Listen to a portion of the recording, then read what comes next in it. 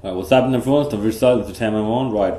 Sorry for the bit of a delay, but yeah, just here to give my report. My thoughts on the Pakistan West Indies match that ended yesterday. Right. I saw like a bit of the West Indies innings. I saw a bit of the West Indies innings. Sorry. Before I headed out to the gym, and then I got a call. I got a call from my brother over in the UK. He said that where you at? I'm at the gym. I'm like, you're missing the destruction. I'm like, what? What destruction? Like Pakistan on one run for 4 wickets. I'm like, what the fuck? And this is around 10 p.m. At night over here. And by the time I got back, they were like 70 or 80 for 5. And then it pretty much when I got back, I believe Umar Akmal and another guy was Sohaib Maqsood was batting. Yeah, and they scored 50s. And from what I've seen from the West Indies innings, they were taken to town big time, especially in the last 5 overs. Andre Russell scored that 81 runs, and I believe there were like 50 runs in. No. I mean, like 80 or 70 runs in 5 overs, something like that. Something really, really ridiculous in the last 5 overs, which pushed West Indies, past 300. Okay. Then Mohammad Hafiz is replacement Nasir Jamshed. First match is not doing good.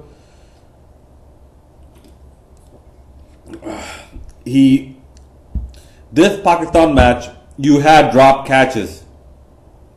Which allowed West Indies a team that got crushed, before, their total to move up to 300. West Indies, who lost to Ireland, their total went up to 300. No disrespect to Ireland, but you expect a bit more from Pakistan. And I'm like, if you're a Pakistani fan, I can sort of sympathize because my team has done stupid shit like this before. One disastrous moment after another. So yeah, I can just imagine the face palming moments that happened. But there's no other detail to this. There's no other detail to this. I mean, West Indies crushed. West Indies crushed a thing. End of story. West Indies crushed Pakistan. End of story. Because 1 for 4, and then I believe it was 8 for 5. Misbah-ul-Haq went out for 7. Are you kidding me? You expect your middle order to do that much? And I mean, Jerome Taylor, he bowled with a fucking purpose, man. He bowled with a fucking purpose. And like I said, it was disheartening to see. It was disheartening to see, a team with Yunus Khan, with Misbah-ul-Haq, with Nasir Jamshed, who can bat, who, with excuse me, Umar Akmal and all that. Okay, now one thing, Pakistan is severely hampered in this tournament. We should know that, because Syed Azmal is not playing, Mohammad Hafiz is not playing, and Mohammad Hafiz, we all know he can be a good batsman. No, he's actually a good batsman. Even if you take away his bowling, he's actually a good batsman. And but 1 for 4, there's absolutely no reason for that. And actually, I was actually listening to some of the commentary. They said that Pakistan were never one of the best fielding sides. Actually, that's right. Pakistan were never actually one of the best fielding sides. You have some spectacular fielders here and there, but overall they tend to drop too many catches than they really should. So that is a big concern for Pakistan cricket, and they listen, guys. Right now, Shahid Afridi, Shahid Afridi was never a frontline spinner. and they should have seen this Ajmal thing, coming from a long distance. I mean, with Bangladesh, Shakib is a frontline spinner, so you can always depend on him. Even though Razak is not playing, Shakib is a frontline spinner, so he can actually they have something to work with. In Pakistan cricket, you had one Saeed Ajmal as a frontline spinner, and then you had Shahid Afridi and Mohammad Hafiz, doing most of the work. More recently of late, it was Mohammad Hafiz, and now both of them are not there. For Bangladesh, you had you had Shakib Al Hasan and you had Abdul Razak. So Bangladesh a bit more insured in that department, but Pakistan, oh my God, it's. I mean, one for four. And yes, I mean, in the end, West Indies were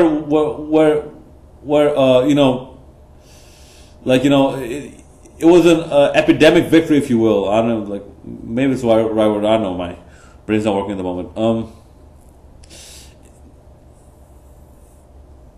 It was a crushing victory for West Indies, and honestly, I think Pakistan should actually have their bags zipped up just to finish up packing to leave if they keep playing on like this.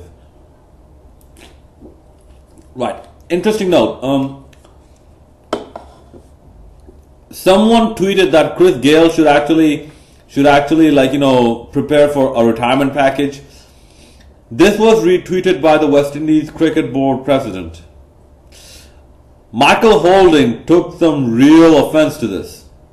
Was it Michael Holding or Ian Bishop? But I think it was Michael Holding. He took some real offense to this. He's saying that interesting. I'd like to see where the West Indies Player Association president is now. I'd like to see where they are now, because all of them are just gearing up for elections and all that bullshit. Yeah, I like to see him defend his players now.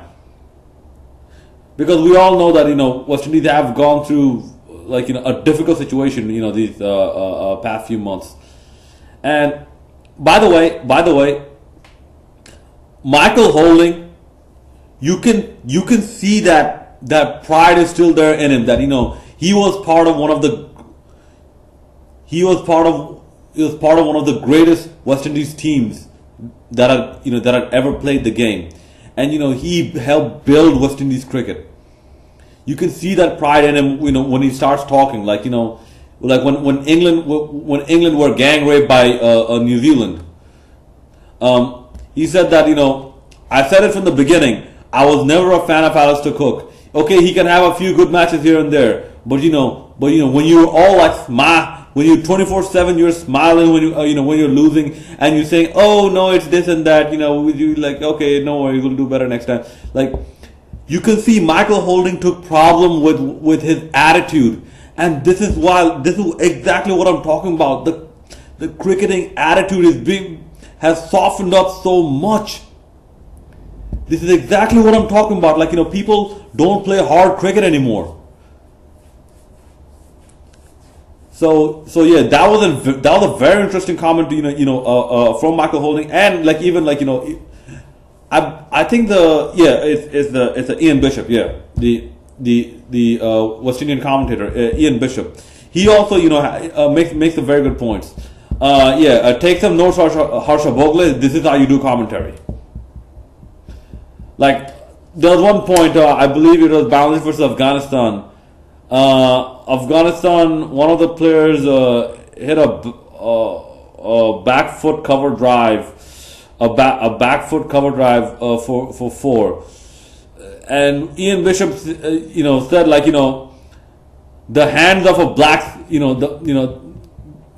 the hand of a blacksmith drove the nail into the ball. Something to that effect. Now, see, that is how it's done. That is how you accentuate, what's going on the screen and sell it more. That's how it's done. Not fucking talking about, you took my chocolates and my biscuits. You hid them behind the television. You hid the chocolate behind the radio, and you hid my Coca-Cola in the toilet.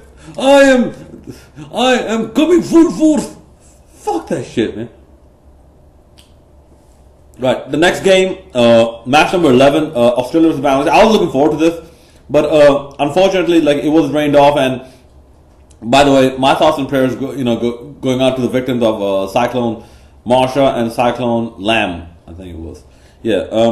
But yeah, there were unplayable conditions. So in a way, Bangladesh sort of dodged a bullet. Like, it's better to come off with 1 point and your run rate intact than 0 points with a drop to your run rate, I guess, because perhaps the most favorite team to win the world champion, you presume that Bangladesh most likely are going to lose the match. I mean, like, you never know. Stranger things have happened in cricket. Excuse me. I'm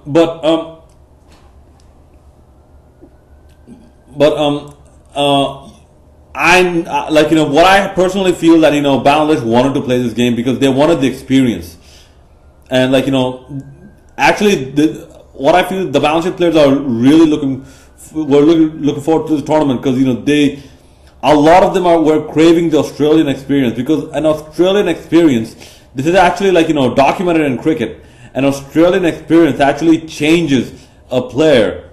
If you can survive an Australian experience, you are said to be somebody good, Australian or an English experience, and God knows Bangladesh need that.